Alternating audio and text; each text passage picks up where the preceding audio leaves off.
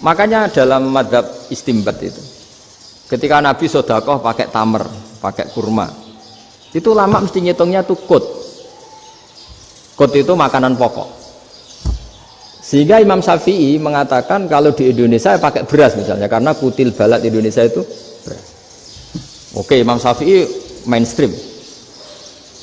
Tapi ketika era Yusuf Qaradawi di Al-Azhar di Mesir sana, ulama-ulama mulai usil. Sama sih ingat Mbah Mun sering gojlokan, lah iya petani gabah, petani padi wis melarat wajib zakat. Petani cengkeh, kakao, suga-suga wajib zakat hanya karena yang ditanam tidak kut, tidak makanan pokok. Jadi mulai ada ulama mulai gerah lah, kalau bahasa politiknya mulai gerah. Yang petani miskin gara-gara yang ditanam padi wajib zakat. Yang orang-orang di sana misalnya di Sulawesi karena tanamannya kakao atau cengkeh tidak wajib zakat karena bentuknya tidak kut, tidak makanan pokok. Geger kan di Al-Azhar geger. Akhirnya hampir semua ulama berpendapat ya sudah sekarang ketika Nabi menzakati kut makanan pokok itu jangan dihitung sebagai makanan pokok. Wa mimma akhrajna lakum minal ard. Apa saja, ma itu apa saja. Makanya kata Yusuf Qaradawi, ma itu apa saja. Makanya semua tanaman yang menghasilkan uang itu wajib zakat. Nah, masalahnya kitab-kitab Syafi'iyah itu sudah mamlu'ah, sudah penuh dengan penjelasan misalnya fala zakata fil khadrawat, maka enggak perlu zakat untuk kayak kangkung, semangka dan sebagainya. Nah, lalu kiai-kiai angkatan modern kayak Mbah Mun itu sering dapat masukan. Saya pernah dengar sendiri, Yai, saya ini punya sawah 1 hektar, tak tanamin padi itu enggak pernah kaya saya. Sekarang tak tanamin kangkung malah saya kaya karena tiap 3 hari panen tak kirim ke Jakarta. Itu orang Indramayu yang tanya. Jadi tanam padi gak pernah kaya, tanam kangkung kaya. Nah, karena dia orang soleh, kalau zakat boten. Mau diwajibkan zakat tidak makanan pokok, mau tidak wajib dia kaya. Semenjak itu perubahan di Indonesia ikut. Akhirnya ada zakat, pokoknya asal tanaman yang 1 nisab ya wajib zakat. Masih ada debat lagi. Ketika nanam ingin dipanen, itu dia petani apa pedagang? Karena nanti perdebatannya ikutnya zakat zuruk, zakat tanaman apa zakat pedagang. Kalau sampean nggak pernah debat berarti sebenarnya Anda tidak dosen Islam ini. Mau berusaha nggak pernah diskusi fikih apa Islam. Karena saya berkali-kali punya tamu itu begini, Gus saya ini pedagang melon, tapi dia penanam melon, jadi pedagang yang agak ingin badi banyak. Itu caranya gini Pak Rektor, saya misalnya pedagang melon, daripada saya kulak di pasar atau dari petani sudah mahal, nyewa tanah sekian hektar terus ditanami melon. Setelah berhasil ini dia zakatnya tanaman apa zakat pedagang? Karena dia nanam itu mentalnya sudah pedagang, padahal nanti zakatnya beda kan, yang 1,2% yang satu rubul usur sama nisul usur sama usur 1/10 sama 1/20. Kalau zakatnya zuruk kan 1/10 atau 1/20, yang satu rubul usur kira-kira 2,5. Saya ulang lagi ya, jadi di era modern itu kita jadi bingung, pedagang tapi gayanya petani tapi hakikatnya.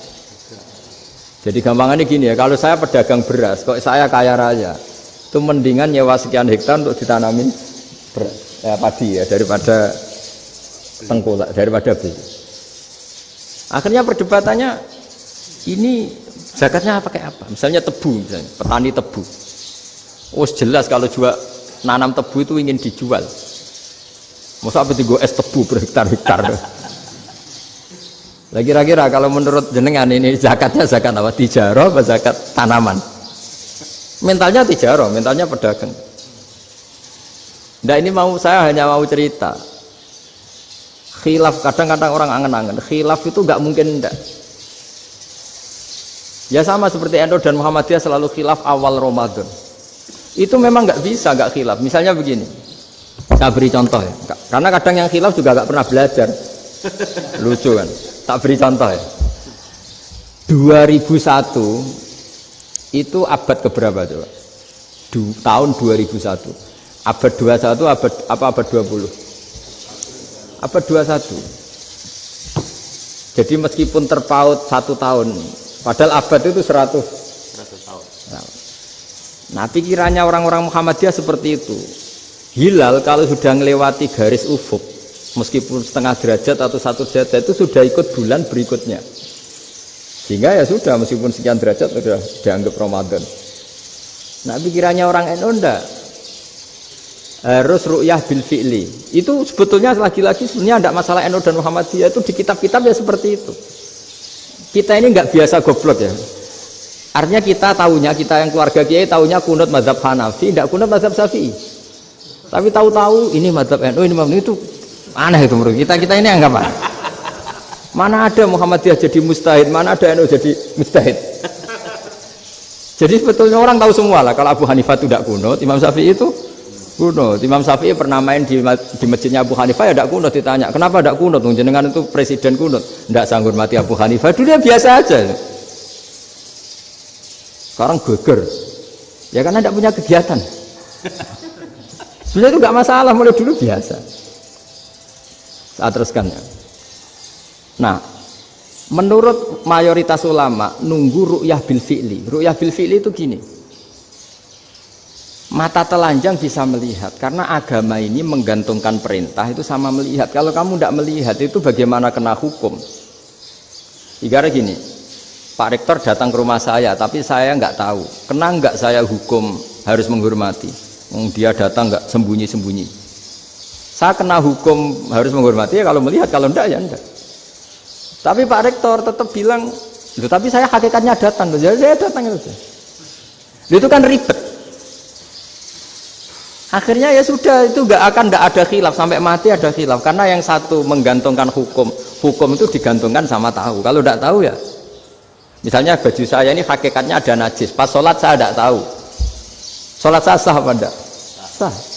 Karena hakikatnya, ya memang saya tidak tahu. Tapi hakikatnya ada najis apa enggak? Ada. Ya sudah, itu sama-sama masuk akal. Ada lagi khilaf yang senam otak.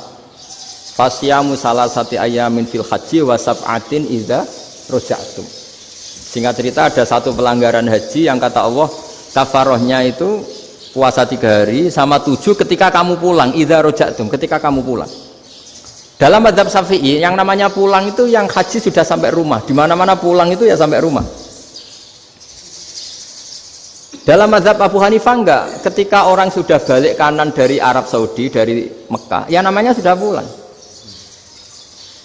Misalnya gini, ini Pak Rektor pamit saya, Pak Haris. Gus, Pak Haris mana? Ya sudah pulang kata saya, padahal sampai pandangan sampai depan. Tapi bagi keluarganya belum pulang. Lalu idza raja'tum ketika pulang itu bahasanya siapa? Bahasa istrinya apa bahasa yang ditamoni? Kamu ditamoni orang, terus tamunya mana? Sudah pulang. Tapi tanyakan istrinya, belum pulang. Jadi khilaf-khilaf gini kok jadi geger itu kan goblok banget maksud saya itu. Jadi biasa, itu biasa. Jadi ya karena memang ini bukan masalah akidah, ini masalah furu'iyah, masalah fikih itu masalah furu'iyah. Mau tidak mau harus beda. Misalnya di sholat juga gitu. Wa ayyuqu'udin qu'adal musolli sokhat sholatu. Duduk dengan gaya apapun itu sholatnya sah.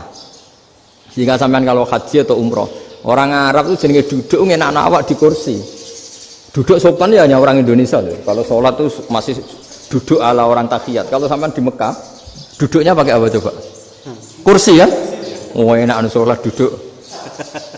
Karena memang takbirnya di fikih dengan duduk gaya apa saja sah. Makanya sengenak awak duduk di kursi. Ribet kan? Mau tidak disahkan itu namanya duduk. Mau disahkan masa iya sowan Allah kok duduk santai-santai gitu. Tapi mau apa? Ini fikih. Ya saya ulang lagi ini fikih. Fikih itu ya sudah ini fikih. Makanya kalau ulama berdebat misalnya Abu Hanifah berpendapat sholat itu wajib baca Fatihah apa asal Quran. Dalam mainstreamnya ya Fatihah karena la sholat liman lam yaqra bi Fatihatil kitab. Tapi cara Abu Hanifah enggak. Faqra'u ma tayassara minal Qur'an, bacalah apa saja yang mudah bagi kamu. Asal itu Quran. Sementing gak gending Jawa, gak nyanyi.